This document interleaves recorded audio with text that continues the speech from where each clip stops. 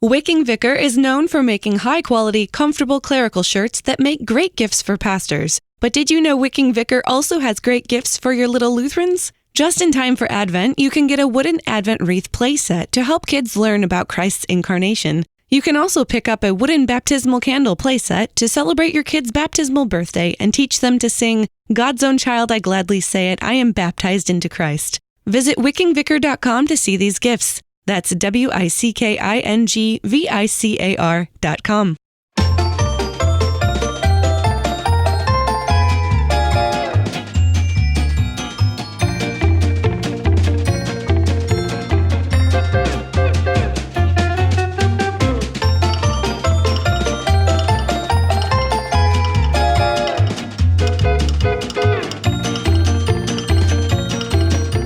Listening to the Lutheran Ladies Lounge podcast. I'm Sarah. I'm Erin. I'm Bree. And I'm Rachel. Trying to adjust my mic after we start recording, and I'm knocking it around all over the place. I'm a professional. It's fine. So today on the podcast is a book club wrap-up episode. We read Gilead this time by Marilynne Robinson. I loved it, but we're going to get more into it in the next hour plus, because these are always long episodes. Rachel, take it away. Okay, so the book we read this time, Gilead, a novel by Marilynne Robinson, winner of the Pulitzer Prize, an Oprah's book club pick, also a recommendation of our friend Katie Shorman. If Oprah and Katie both agree, you know it's a rare day in December. And then that you really ought to take the recommendation seriously. So we did. Gilead is the first in a 4-novel cycle. It's not a series because it doesn't really talk about taking the story like further and further. It's the same set of relationships, the same place from 4 different perspectives. And the first one shows the perspective of an elderly Congregationalist pastor, the Reverend John Ames, living in Gilead, Iowa, a tiny town that had been founded by his grandfather, also a pastor, and various others as part of the Free Soiler movement, an outshoot of the abolitionist movement before the Civil War. So this is a town that is the kind of place that is small, forgettable, and dying, and yet has a rather interesting history. And he is a pastor of a church that is small, forgettable, and dying, but that also has a history, and he's lived there all his life. He took over the pulpit from his father, who took it over from his grandfather. So there's this tie and this rootedness to a past that nobody remembers but him. And he's ostensibly writing this story as a set of memoirs for his 7-year-old son, because he married late in life at the age of 67 to a younger woman. And now he is dying of heart failure and wants to pass along some of his wisdom, some of his story to his young son, knowing that he probably won't be there when his son grows up. So that is the basic outline of the story. In some sense, it's a book where nothing much happens. The most exciting thing is, I walked down the street to my fellow Pastor Botton's house, and we sat on the porch, and his daughter sent me home with some tomatoes. This one is definitely character-driven, not story-driven. Very much character-driven and also voice-driven, because Reverend Ames is somebody that very soon you realize is the kind of person that's worth listening to, who has had some really deep and transcendent thoughts about life and the universe, and that he's the kind of guy you'd like to sit on a porch in a rocking chair next to you and just chat with him about what he thought about stuff, and just be prepared for him to meander all over the place, because that's kind of what the book does.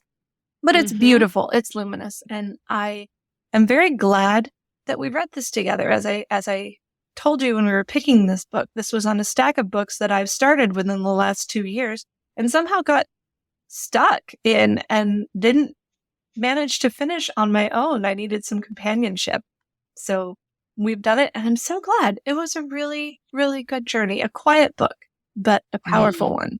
That's my take on it. I'd love to hear what you guys thought of this little novel.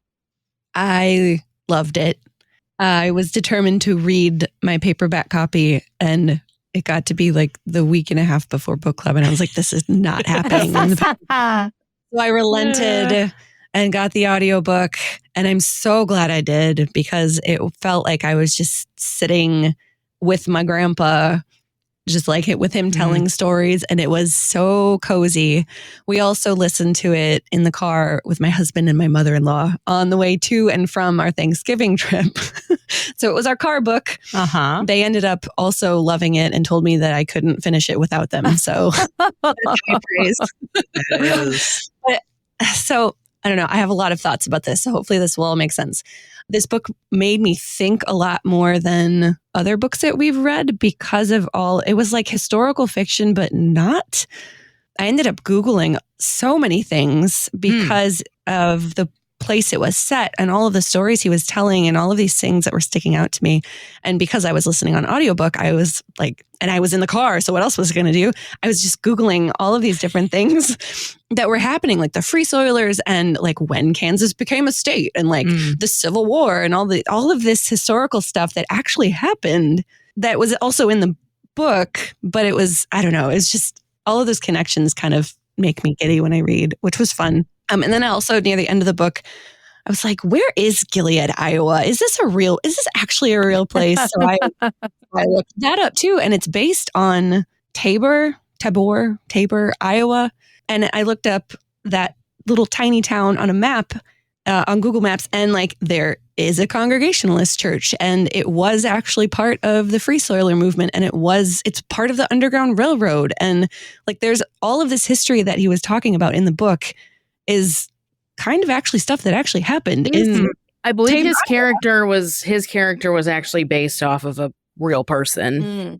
That would make a lot of sense, because I mean, all of these events were events that in some shape or form actually happened in history. And it was just kind of blowing my mind near the end of the book. So I can't wait to read the other ones. I am like very invested in these characters now, and I need to know what happens with, especially with Jack and Della. Like, their story was just getting feels, and I'm Googling all kinds of stuff with their story too. And I don't know, it was quite wonderful, and I'm so glad we read it.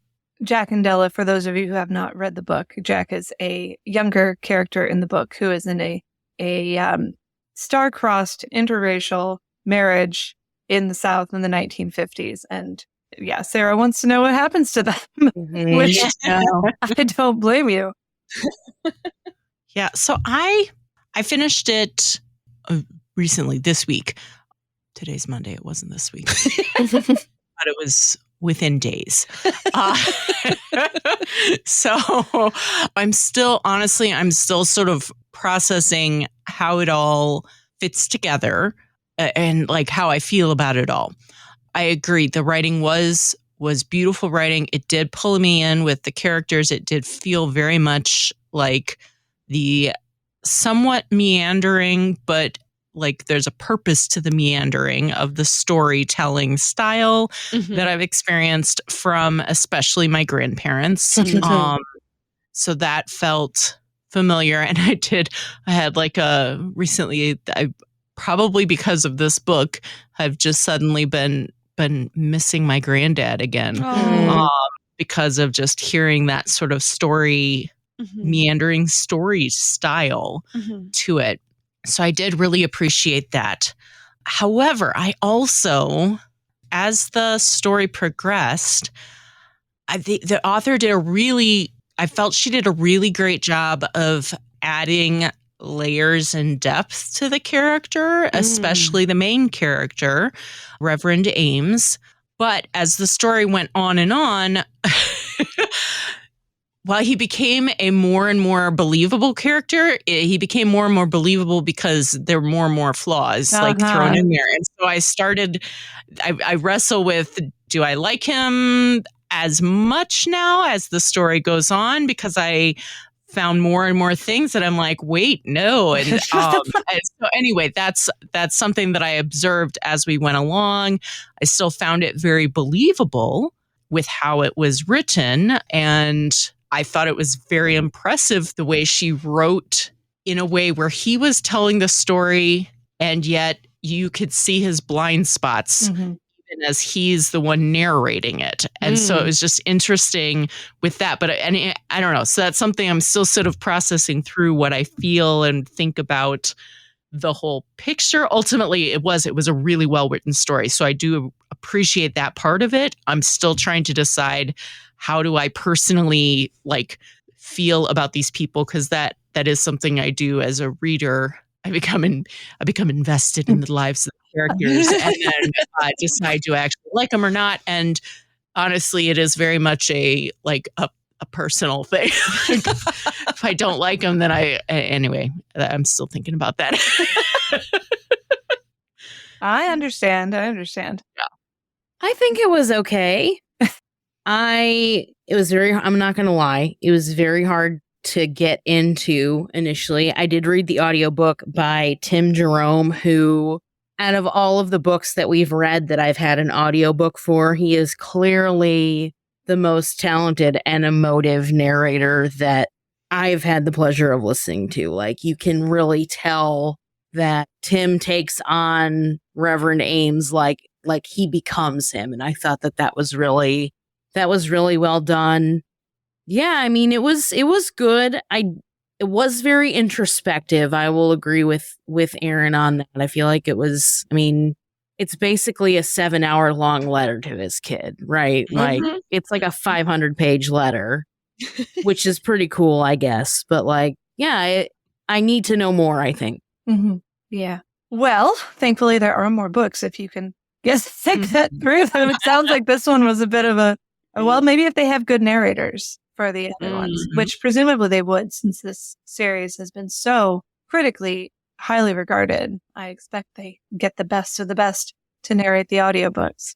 So this book, maybe not everyone's cup of tea, but it seemed like a lot of people who read it with us. And thanks to the 60 women who joined us in our Facebook discussion group for this book, a lot of people really got a lot out of it because it is a book that makes you think. And unfortunately, there were way more questions than I felt like we had brain space to tackle. So I only got to pick a few of the most, I thought, urgent ones or the easiest entry ones. But as we usually do, I will ask you guys each to pick a question that we can discuss more in depth here. But I will also give you the option, if you would rather than a question. In question number 4, I asked readers to pick a pause and ponder moment, because there were so many times when I was just I had to put the book down. That's one reason it took me so long to get through it. I put the book down to just mull things over for a bit. I wish I could find it. One downside to the paperback, which is nearly as bad as the audiobook in this regard, is there are 0 chapters, which if you think about an old pastor writing to his son, there would be no chapters. So it's a valid stylistic choice, but it makes it very, very hard to find things. Yeah. But there's a wonderful section where he's talking about this one Jell-O salad that yes, I can't even find it, or I'd read the quote and it's beautiful. But where he talks about that there was this article from a magazine a few years ago talking about religion, and he and this fellow pastor had bookmarked it and passed the article around back and forth. And he says, I know a lot of people in my congregation must have read it, because exactly opposite from this article is a recipe, sound like a truly horrendous Jell-O salad recipe that had been made for him and this other pastor repeatedly ever since the issue had come out. And it just felt so real and true to life. And how many women have been like, this sounds cool. I'll clip it out and make it and bring it to potluck or give it to pastor, for single pastors, of course, get lots of attention that way. So yeah, the fact that Jell-O salad made it into one of our book club reads, I feel, is a moment of absolute triumph. But these pause and ponder moments that make you stop and think, either, chuckle to yourself or just go a little deeper and think, okay, yeah, that's actually what it's like in real life. So you have the option of picking a question or a pause and ponder moment. Okay. I think I have 2, because overachiever #. But one, we don't have to talk about both. One of them, I just wanted to point out that the story about the horse that falls into the hole in the town. I was in the tunnel in the town. I was screaming in the car. Like it was hilarious. And then because I was pausing and pondering about it, I actually missed the end of the story and what actually happened. So I realized that he had gone on to something else. And I was like, wait, what happened to the horse that was stuck in the hole? So the basic premise of this story, unless Sarah, do you have it pulled up? I do, but you might be able to summarize it better. So these Free Soilers' historical background, during the years leading up to the Civil War, there was sort of this land rush to see whether the new states coming in from the Western territories were going to be slave states or free states. And when Kansas was up for grabs, a whole bunch of abolitionists and a whole bunch of pro-slavery people all rushed in to try and make it, either a free or a slave state. And there was some very bloody skirmishes that happened, but there was also a lot of underground railroad activity with these abolitionists. And so this entire town of Gilead sprung up as an abolitionist town, and they dug a tunnel underneath the main street as part of their underground railroad activities, but they did not pay attention to the fact that it was very soft sand. And so a stranger rode into town on his horse, and his horse sunk right into the tunnel. But they couldn't say anything about it because they didn't want anyone to know that this was an underground railroad stop and the tunnel was there. And so eventually they just said, well, we can't get the horse out here. Have a different horse. We'll swap you. And then that bonds. And then they put a shed over top of the horse while they figured out what to do. And then they eventually just packed up and moved to the town several hundred yards away. It's like Seinfeldian almost. It is. It really is.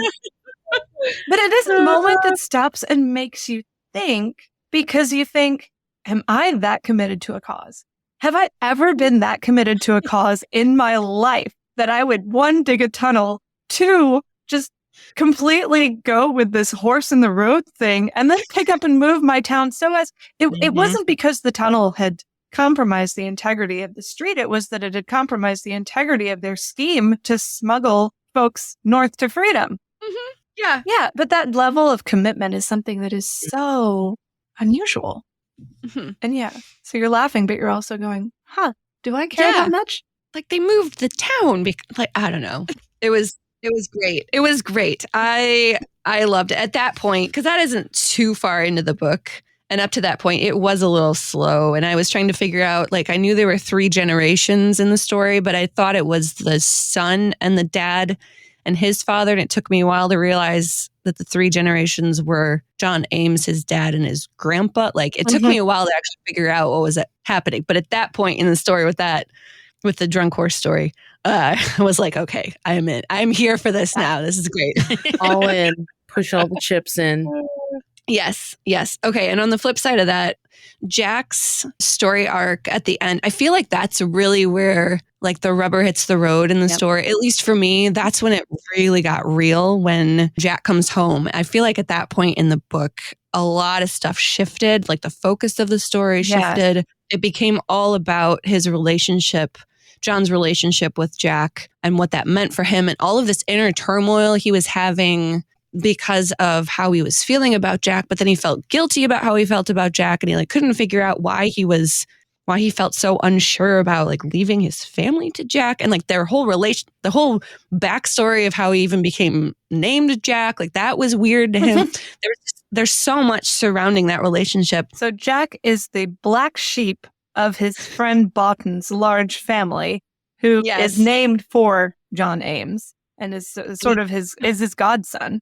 And so then this black sheep of the family comes back suddenly to town to stay with his dad and sort of, renew that relationship. But at the same time, the elder John Ames is just remembering all the things that young Jack did out of just pure mean spite, as he sees. As Erin points out, he's not the world's most reliable narrator all the time. Mm-hmm. But he's worried, if I die, what's going to happen to my sweet wife and sweet son, who think the world of this man and know nothing about all the stuff he's pulled over the years. And then, of course, we get to know that there's more to Jack than meets the eye. Yeah. So then, Jack finally gives his story, and his relationship with Della his African-American wife. They got married in Tennessee? Yeah. Tennessee. And Yes. that whole story had me Googling a lot about interracial marriage laws and Well, they all were of not this. legally married. They were married in the eyes of God. Right, Yeah. exactly. But like the fact that people were so uncomfortable even about their relationship and even seeing them together, and like Della was fired from her job, like all of this stuff makes me have a lot of feelings. But just knowing his story arc and then how John comes around at the end, spoiler alert, comes around at the end to bless him as he goes off. Like it's just, I loved seeing how John like worked through all of his inner turmoil about how he felt about this relationship and got to a point where he wanted to bless this child. Because I don't think he would have done that when he first comes home. He was like very far away from would not have trusted. And there's a beautiful symmetry to that moment, because if you remember back to the part where John was baptizing Jack, so he had been called in as sort of the guest pastor to baptize his godson and did not know until the moment of the baptism, they had given him a completely different name. And then, got to the baptism. How is this child to be named? John Ames Boughton. And he totally was caught off guard, didn't know how he felt about this. Yeah. And so he always felt like he had botched Jack's baptism, and then maybe it was his fault because his spirit was in a very weird place when he did it. And so at the end, when he puts his hand on Jack's head, it's like, okay, whatever went wrong way back then in your own mind with regard to this person has now been set right. And it's just gorgeous. Gorgeous writing. I don't know. I kind of was angry at Jack for a long time because of all the stuff he did in the past. But then when he does tell his story, I was like, just come on. Like, you can't even have, he's just one of those characters I just feel so sad for, because it looks like he's going to have this happy life. And then all of these different circumstances kind of just blow it up in his face. And it might be partially his fault because he probably didn't totally handle stuff as well as he could have. But like he just can't have that happiness that he like desperately wants. So I can't wait to read his story. So I think on that note, and we're skipping around here, I wanted to answer question number 6, which was basically, given what you've read in this story, basically there are 3 other books. They're not chronological. They sort of happen at the same time, maybe, is the impression that I'm getting. So there's 3 other books in that time frame told from the perspective of other people. So there's one for Lila, there's one for Jack, and there's one called Home, but I'm not sure if that's written from the perspective of a specific person. I haven't looked enough. I believe it's from Glory, which is Boughton's daughter who lives with him. Yes. Okay. So as much as I am kind of like about this particular book, like I still want to read the other 3, because I really feel as though if I'm getting additional perspectives,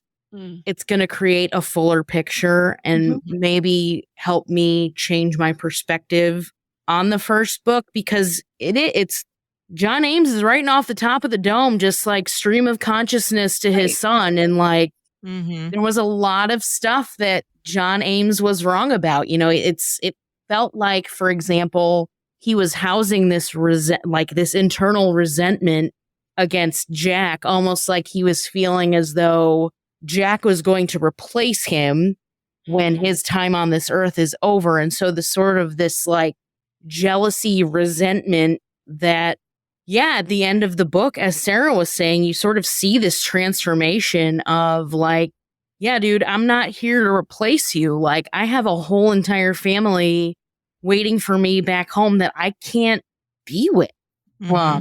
Conditions being what they are. So I think that's the gamble that you take when you're reading a story that is basically one person narrating and only giving certain glimpses of dialogue, snippets of dialogue from other people. And so I would be interested to know how the other perspectives sort of fit together with this, because it is beautiful. I'm not going to lie. Like, it's beautifully written. I like John Ames as a character mostly. But I think it would be important to see sort of where other people are coming from in this whole universe. It's an exercise in empathy in a literary sense. Correct. You never want to pass up an opportunity to see the world through other people's eyes. Yeah. So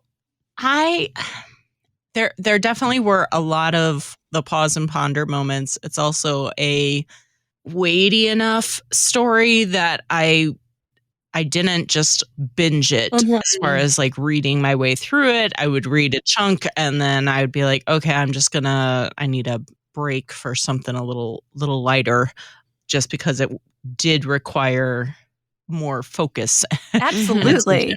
to really follow along with it. I don't necessarily have a single pause and ponder moment, but what I did notice and keep reflecting on is the prodigal son theme that kept coming up multiple times throughout the book. And maybe it is even one of the themes that she really, one of the overarching themes she intended to weave in. And what I was struck by is how Reverend Ames was he was looking at Jack as the prodigal son, and in many ways he did fit that role, but that was sort of maybe the blinders he had put on himself for looking at that situation.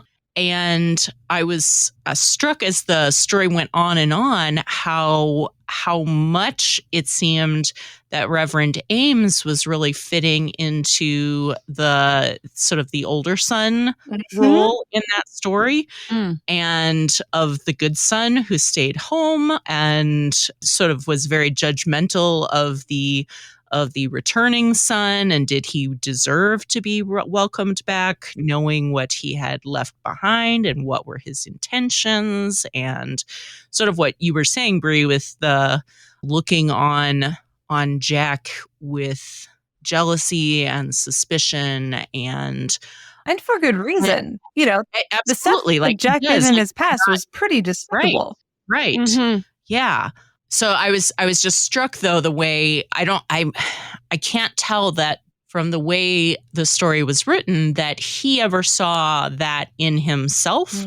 So I don't think he ever recognized himself that he was treating Jack in that way, but it's still something that I sort of noticed and observed with it. I really appreciated the way it was, and it felt very true and real. And I was like, people do this all the time, where you've got complex sets of motivations. And so, yes, he did at last give Jack this blessing as Jack was literally walking out of town. Would he have given him this blessing if he wasn't actually like, yes, I'll bless you out the door? It's not at all that he had that conscious thinking about it, but again, I was just struck by the fact that he only actually did bless him for and mean it when Jack was actually set on leaving, and he had to actually like chase him down the road to give him this blessing. Yeah.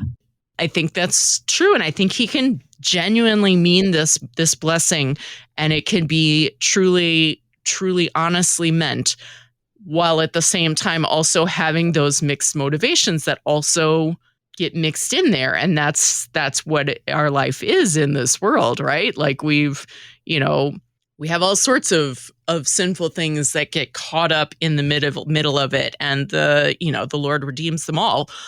But that doesn't change the fact that there are those sinful undercurrents and motivations that are there. So I just thought that was interesting as well, the way that, yes, you're right, Rachel, it was a beautiful thing, and there was a beautiful symmetry with this, the beginning of the story with Jack and the baptism, and how that was thrust upon him in the midst of his grief. Like, here's a replacement son for you. You lost your wife and child, but how about this one? Surprise! Which is just a weird thing in itself. It was. And I'm like, there's maybe some interesting stuff we didn't hear about with, the bought and the elder. Like, what's going on with that father-son dynamic? Yeah. There's something there. Who knows? So anyway, there was a whole lot of it, but I don't want it to come across that I'm saying that because I feel like there were these like undercurrents that were unresolved within Reverend Ames, that somehow diminishes the conclusion and the willingness to extend grace and all of that at the end. I feel like it's the opposite. The fact that there are undercurrents and these unresolved things, the fact that he is still able to give this blessing that's because of the grace and mercy of Christ. And it's not that those diminish it. It's instead like that makes the grace side of it shine even more clearly. Yeah. In many ways. Anyway, I enjoyed the way she sort of explored that theme without. She didn't make it explicit. She didn't fully resolve things. I don't feel like at all. Like, he just walked out of town. Like, what happened? Yeah. We don't know. She left us hanging with it. Did it, where did the elder Botten, was there ever any other resolution anywhere? Who knows? Sounds like real life. Sometimes there's resolution and sometimes there's not.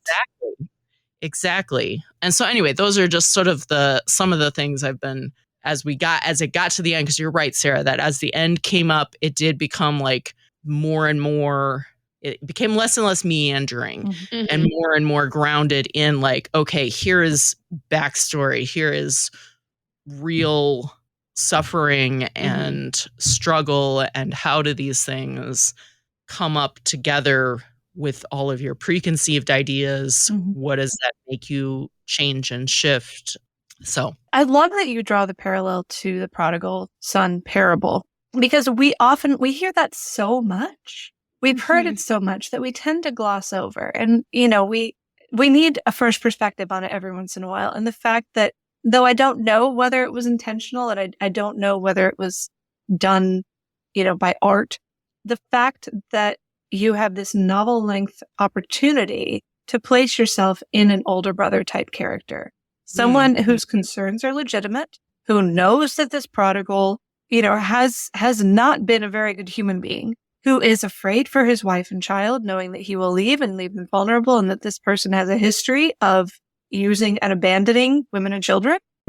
His concerns are justifiable. And I suppose if you're thinking of the parable, the older brother's gripes and concerns and fears are legit. This guy, he did it once, he'll do it again. He'll break my father's heart again. And all of my goodness doesn't seem to mean anything to the situation. That I think it forces you to slow down and revisit the parable and realize, I need to take some more time with this. It's a very much more complicated story. And I think the Lord meant for it to be something that we linger over and don't speed through. And so a story like this can help us remember to slow down, that there is a book-length novel treatment of this that we just don't have access to, but the characters are so real. Yeah.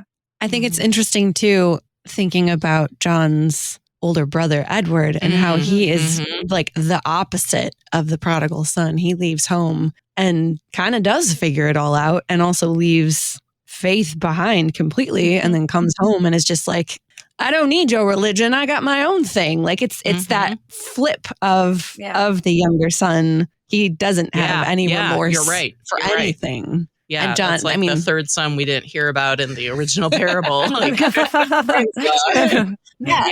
And John struggles with that too, and his relationship with his atheist older brother, and like, what does that mean for his own faith? Also, Oh, there is so much more we could talk about this. I feel like we're just getting warmed up, but should we talk about all the religion part? Maybe not all, but just like the religious overtone.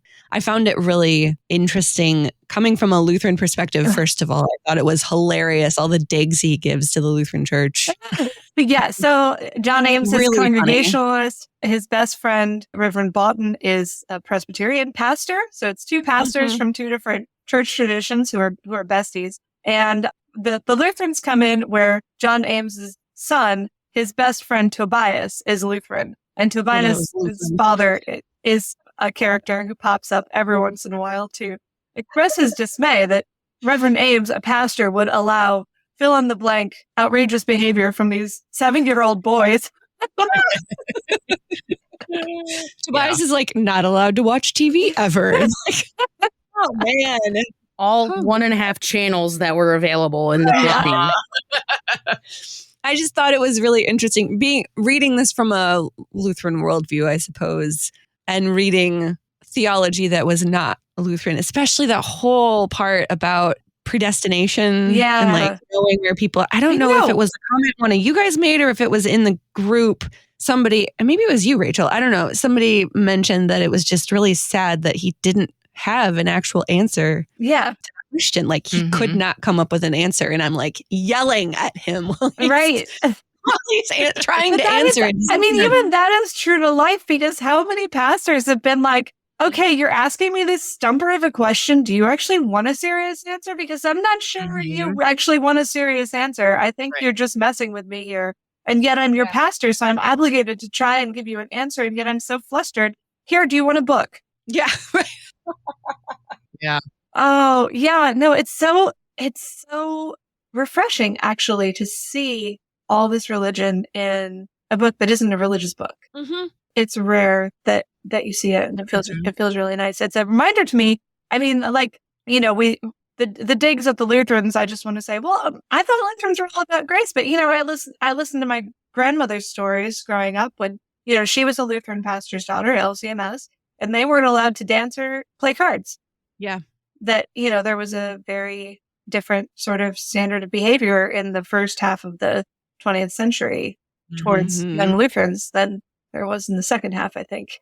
You need to be able to separate the theology from the cultural and societal norms of it. Because, and I think it cuts both ways because how many relatable similarities did we feel like reading this book? Like, you don't have to be a Lutheran or a Presbyterian or whomever to have these sort of commonalities threading throughout our lives. Like, I sometimes forgot that he was a Congregationalist. Yeah. Like, he a lot of times sounded very Lutheran, sorry to say. Maybe, I don't know. Like, spend enough time in the Bible and that will happen usually.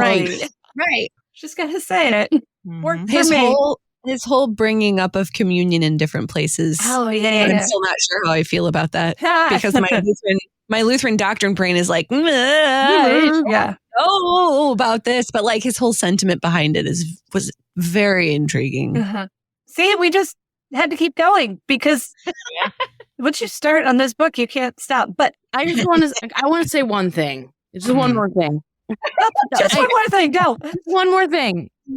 The reason I think I liked John Ames so much is because he kept reminding us the objective of this book through like how much he loves his son. Like that, like the way that he like hyped up his kid and like dumped all of this love into a letter that he will eventually, like, it just tugged at the heartstrings, y'all. It was so sweet.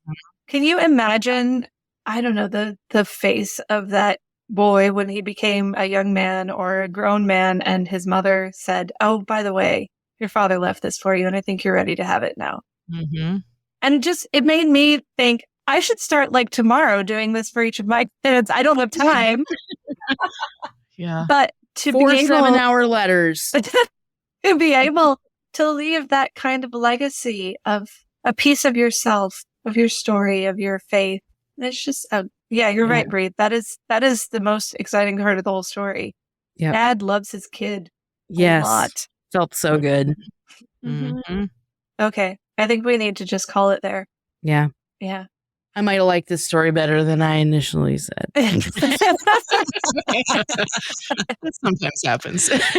Verbal processing. It is, though. It's one of those that you need time to process and to discuss. I think that does help it settle more. That's why book club is so great because you had I asked one question thinking I expected like 3 or 4, at least, half a dozen answers that I had in my mind. I'm sure someone will chime in with this one or this one or this one. And the first 4 responses were like these long, thoughtful paragraphs that were none of my anticipated answers. And I thought, That's perfect. Like, I needed you to point those things out to me that I missed. I thought I had all the angles covered, and I did not. And yet I was able to appreciate and get a whole lot more out of the book with company than I did without company. Yeah, Thank you. Mission accomplished. We need to pick a new book. True. Yes, we do. It is that time. It is. And I gotta confess, I'm a little less prepared than usual. You guys know Thanksgiving was like last week and Right? Come on now. really busy. It's December when everything happens. Yeah. Right. And now it's Yep. Advent, everyone. It's Advent. Mm. It's Rude. Advent, yes. So I'm going to just pull out an idea I've had in my back pocket for a while. And here's how we're going to pick our next book. You need to go to cph.org. I know you all have computers there. Okay. That Okay. We're going to go to the drop-down menu that says books and go down to the section books for adults. Much as I love Kidlit, Okay. keep going till you get to biography Okay. and click. Okay. And here we were talking before the episode. It's been a while since we've done nonfiction. So we need to do some nonfiction. I mean, we don't need to, but so let's do it. Let's do it. let's do it. And CPH offers a whole page of really interesting biographies of people, mostly from around the Reformation. There are a few non-Reformation people like Wilhelm Leah. And there are a lot of books on this list that have been on my, I want to read that sometime list. And so now is my time. So I'm going to ask you guys to each sort of like skim through and pick out a book you'd like to submit for consideration. Not all of these are published by Concordia. A couple of them are some that they have recognized from other publishers as worthwhile and have added to their website. So Okay. it is by no means a comprehensive list of Lutheran interest biographies. However, it's a great place to start. And I would be very excited to dig into one of these with you guys. Okay, give us a minute. And Sarah can cut out as much dead time as we need to. Yep. Take your time. I don't know which one to pick. There's so many good ones. The Executioner's Redemption? Yeah, I was looking Mhm. at that one too. Watch, Rachel. We pick one that's not Reformation. That's fine. I just said CPH Lutheran Interest Biography will be the name of this category. Oh, this dude is still alive. Oh, I don't know which one to. I don't know. John Frederick the Magnanimous. That's my vote. Because I like the word magnanimous. Magnanimous. All right. We have our first selection, John Friedrich the Magnanimous, defender Also, he of looks Martin really Luther mad. and hero of the Reformation. This is That's a just- translation from the German of Georg Mentz's original biography of John Frederick, who Mm. was a background character in the Luther story and a strong participant in the Smalcald War after Luther's death. All right. I've never heard of him. I will definitely learn something from this. That's option one. I'm totally downloading the samples and like reading through. Because like the style of writing makes a big difference. It really does. I'm just taking a shot in the dark, y'all. That's fine. I'm open. yeah. Why are there no reviews? Do people not review? People don't review books on- no. CPA. Gotta go to Goodreads. Okay. I'm going to submit my own. I know I don't always submit, but mine is going because I just am finishing up like tonight. I have like 3 more pages to go. Dietrich Bonhoeffer's The Cost of Discipleship, which was another one of my gotta finish before the end of the year books. And this one I'm going to make it on. But here we have a biography by Theodor Kleinhans, Till the Mhm. Night Be Past, The Life and Times of Dietrich Bonhoeffer. And I know that there's a much more famous biography of him by Eric Metaxas, Just sitting in my bathroom at home. which is also a possibility. I would absolutely not mind doing a Bonhoeffer biography. That one's very long. That's It's a good 2 inches thick. This one's 176 pages, so not that long. That's manageable. That is manageable. Think I'm going to pick The Mother of the Reformation, The Amazing Woo! Life and Oh, Story yeah. of Martin Luther. All right. Excellent. This is one of 2 Katie Luther biographies. All right. Then I'm going to even it out with another less Reformation person. Okay. And go with From Atheism to Christianity, The Story of C.S. Lewis. Nice.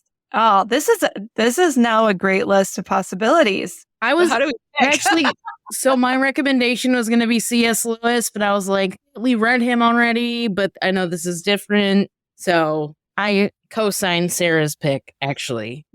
Oh, well, I'm not sure Erin and I have enough votes to go against that. Sorry. That's but okay. Also, I want to help you finish your books before the end. Like, I want that for you. I want that for you. Okay. Well, I want that for me too. So Wait, how I'm does this torn. help? How will this help me finish my books? This sounds like I'm just going to get another book to put on my. No, I'm saying pile. I'm torn between this one and the book that's on your shelf. No, you mean the Bonhoeffer Oh, one. that which, one was yes. Sarah's. No, didn't you say the one that you picked is one in your pile? Oh, no. I'm just finishing up one by Dietrich Bonhoeffer. Now I want to read it out. I can't hear anything. Sorry. Then I never want to know mind. the man behind the book that I really enjoyed. I redact my statement then. Okay, so for those of you trying to follow along at home, we have John Frederick the Magnanimous, defender of Martin Luther and hero of the Reformation. We have Till the Night Be Past, the life and times of Dietrich Bonhoeffer. We have The Mother of the Reformation, the amazing life and story of Catherine Luther. We have From Atheism to Christianity, the story of C.S. Lewis. Any one of these I would be very happy to read. We just need to pick one. And Bree has already voted for Lewis. Erin, can we live with that? Yeah. Lewis is great. I mean, Lewis is great. I have read a lot of and about Lewis, but that's because I'm a super fan. And so this one I have not read yet. So it's still time. Yes. Okay. I'm working my way toward the space trilogy, which is part of what I want to read. Oh, Because I know everyone's like, it's so good. So maybe 2023 might be a very Lewis-y year for us in the Lutheran Ladies Book Club. You know what? If he's having a moment, let him have a moment. More like He's a if good I'm dude. having a moment, let me have a moment. make 2023 the year of Lewis and like also read Screw Tape Letters or something. Oh, I've got like half of Screw Tape member. I think it would be fun. Yes. Okay, but we will start by learning the man behind the books, and then we will, for a later discussion, discuss whether we want to read some of those other Lewis classics. We have already read Till We Have Faces, which you can find when you go to our Facebook group, click on Documents, and you can see our entire recently updated book club book list with all of our choices. So if you're looking for great reads for people for Christmas gifts or for yourself, I can vouch for nearly every book on that list that it is worth reading. But our new book is From Atheism to Christianity, the Story of C.S. Lewis by Joel Heck, available from Concordia Publishing House, our dear friends. Yes, this is going to be great. I cannot find it on my free audiobook apps. It is available as an audio. No, it's not available as an audiobook. It's only on Kindle and paperback. So sorry, audiobook people, you might have to actually read the book. Or download one of those fun PDF readers that reads in like robot voice. I've done that before with books. It's okay. But anyway, I know. It's no Tim Jerome. It's no Tim Jerome. Maybe we can petition him to read it. I don't know. Is he alive still?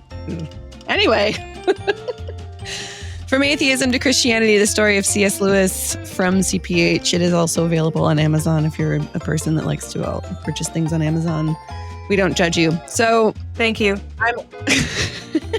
I'm looking forward to this. This will be super fun. Our book club will be end of February, so this will be great, cold January month reading for y'all. And as usual, this will happen in our Facebook group as an event. You just have to RSVP that you're going to the event, and then you'll find all of the discussion in that event on Facebook. It is asynchronous, which means Rachel will post the questions and then we all chime in. And all of those events, the past book clubs, are still available in the Facebook group too. So if you find one and you want to participate, you can always go back and comment on stuff because it's just never die on Facebook. No. So that's great. Facebook is forever. Until it's not. Until it's not. But for now, yeah. So find us there in our Facebook group, Lutheran Ladies Lounge on Facebook, or on Instagram as well. We post some extra bonus content on our Instagram page that doesn't always get posted on Facebook. So if you're on Instagram as well, follow us there at Lutheran Ladies Lounge. If you'd like to get our e-newsletter, you can do that as well. There is different bonus content that we put in our e-newsletter, so you can sign up for that via the show notes for this episode, or you can send us an email, lutheranladies@kfuo.org, and we'll get you signed up for that e-newsletter. Find all of our podcast episodes at kfuo.org/Lutheran Ladies Lounge, or on your favorite podcasting app, or on the KFUO radio app. You're listening to the Lutheran Ladies Lounge podcast. I'm Sarah. I'm Erin. I'm Bree. And I'm Rachel.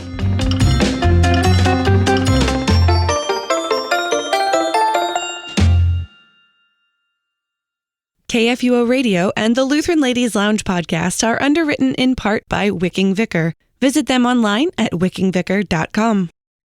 Views and opinions expressed on the Lutheran Ladies Lounge podcast may not represent the official position of the management or ownership of KFUO Radio, the Lutheran Church Missouri Synod. The Lutheran Ladies Lounge is produced by KFUO Radio and available at kfuo.org or wherever you get your podcasts. Don't forget to hit that subscribe button and leave a review for us too. If you love the Lutheran Ladies Lounge podcast, consider financially supporting our producer, KFUO Radio, so we can keep doing what we do. Find out how at kfuo.org/give.